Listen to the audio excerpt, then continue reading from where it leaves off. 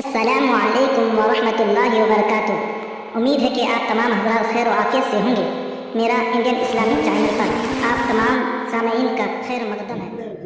अस्सलामु अलैकुम व रहमतुल्लाहि व बरकातुहू।